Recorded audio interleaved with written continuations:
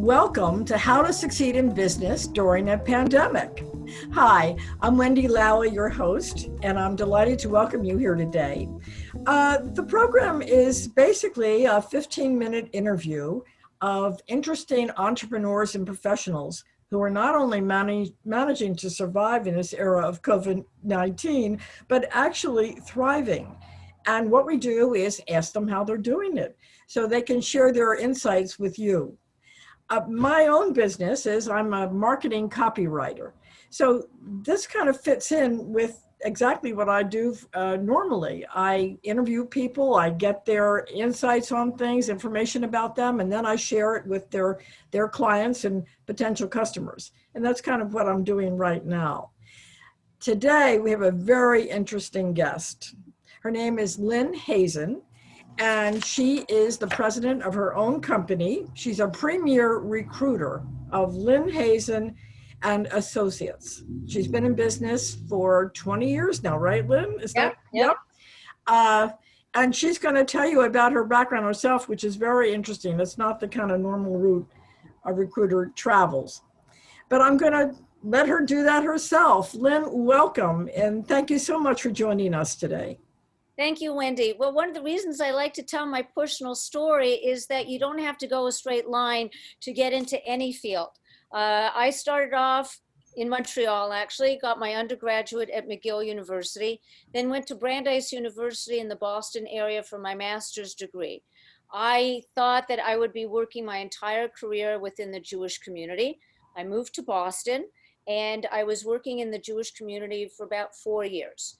And while I loved the work and I got a lot of skills out of it, after 4 years, it was time to move on to something that I could really grow and stretch into some new areas.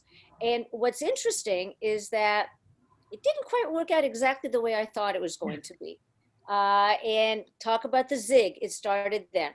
So while I was looking for a job, I was working part-time at the Goodman Theater, in the old Goodman Theater that had been in the sewing room that was converted to a sales room. So all the telemarketers were sitting there literally selling theater tickets. I'm a theater lover. And so for me, selling theater tickets was very easy and I did very, very well. And as the case is that the other telemarketers, we all got to know each other. And one woman went in for a job interview at a recruiting firm. Halfway through, she said to the owner of the firm, "I'm the wrong person for this job. You should talk to Lynn." So there's a referral in action right there. So I went in, I knew nothing about recruiting, but I was intrigued by communications and marketing and had kind of a layman's point of view about it. And I was hungry. I wanted to learn, I wanted to do, and I had been out of work on a full-time basis for about almost a year. So I came on board and I learned because I was eager and I was hungry. And a lot of it was because I was self-motivated. I got very involved with professional associations, going to conferences, reading. There was no such thing as webinars in those days. So it was very much hands-on. And for 16 years, I would interview candidates 2 a day, every day. So I got to know them in their backgrounds and the industries that they worked in. When computer technology came into play, that obviously changed the equation. The idea of relationship building really started then. After that firm, I went to work for another firm. And then as time went on, close to 7 years, it seems to be something about 7-year cycles for me, people were asking me, clients and candidates, "Lynn, why don't you have your own firm?" And I listened very carefully and I realized that I had a vision of what I could accomplish as the owner of my own firm. And I decided to listen to my clients and my candidates and set out to start my own firm in the year 2000. So all kinds of changes have gone on since the year 2000. Things that were external, things internally, and I've had to adapt all the time and kind of anticipate where the hiring trend's going. Like in a hockey game, you have to follow the puck. I'm a Canadiens fan growing up. And you have to follow where the trends are going and get ahead of the curve. So You know, yeah. I don't want to stop you, but it's very interesting because that is one of the ongoing themes of this show. We have a couple of them. Adaptability, which is obviously a strong suit of yours, but this idea of looking ahead, not certainly acknowledging where we are at the moment, but also going to be the result of that moment and where you can fit in. Yeah, So, would you continue on to that, yeah, talking about trends because I know you're interviewing people for jobs. I know there are people out there who would like to be interviewed and sure. find openings. And so, where's the market going? So I would respond to that question in a few ways. Number one of the key concepts I talk about is patterns of behavior. So when I look at talent, I want to see a progressive rise in terms of responsibilities and accomplishments. And I want to see how closely they will fit the client's job specifications, or specs for short. Mhm. And it's really important, especially when you're working through a recruiter, that your background matches what the recruiter's specialty area is. So we specialize in communications and marketing. And even last year, when things started to change, I went, uh-oh, there's something going on here. There was no COVID issue yet. But I said, there's something that we need to be prepared for in the future. And I call these the jobs of the future are now. We started seeing a lot of activity in the technology space. And I've been doing technology recruiting since the 90s, actually. So now it's on a higher level, business to business, companies that are really doing a lot in the online world, for example. Very different than when we originally started, when the web was just being invented. So I looked at healthcare, I was looking at technology, IT consulting, B2B consulting, and said, I'm going to follow that curve. I want to keep on top of it. I want to follow it. The leaders in the space, keep up to date with not only industry trends, but professional associations and what I'm hearing and seeing. And that way I can familiarize with the content and where the anticipated needs will be. Mm. So, for example, I've been very involved with Chicago Innovation, and innovation is a big theme here in Chicago. And we're lucky to have these kinds of organizations, and they give me clues as to what to anticipate. And the good news is that we've been really busy recruiting. I Yeah, find it interesting too, in terms of your own business, that you have looked ahead. You have put yourself in the space where your clients not only they may be now, but more importantly, they're going to be, so that you can help your the talent and the talent get there. And what I find really interesting too is because many people think the recruiting business has died, and what you do is to save companies money, time and money, and more importantly, get them the right person, mhm. because you can do what like an Indeed or whatever can't do. And would you talk a little bit about that too? Because I think it's Standards. important for people to understand the value of what you do. Yeah, standards. And so I call this the rule of three, that hopefully within the first three resumes that I present, one of the three will be the hire.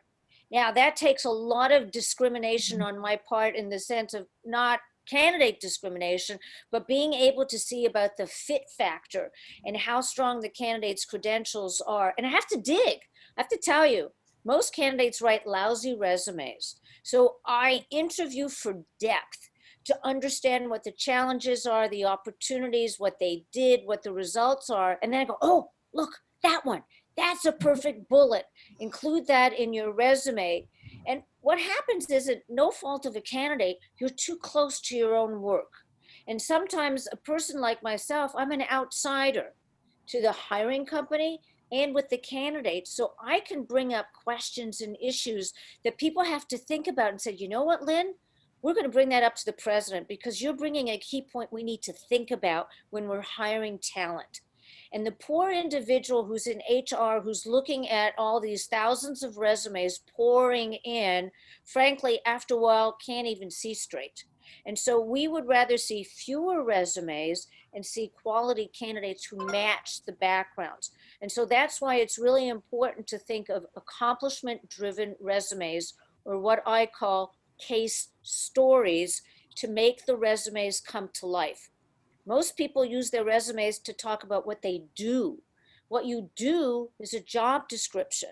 Your Right. resume showcases accomplishments. And once people figure out, oh, that's the shift, then all of a sudden they get excited because they start thinking about all the things they did that were improvements and assets for the companies. The other thing that I think is important for people to understand about recruiting is that you understand the culture of your clients and how people will fit that culture or won't.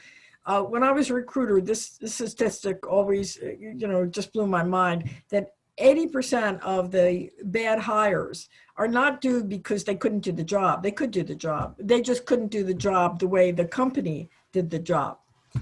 And they just couldn't fit in personally. So how do you go about learning the culture of the company? How does that work?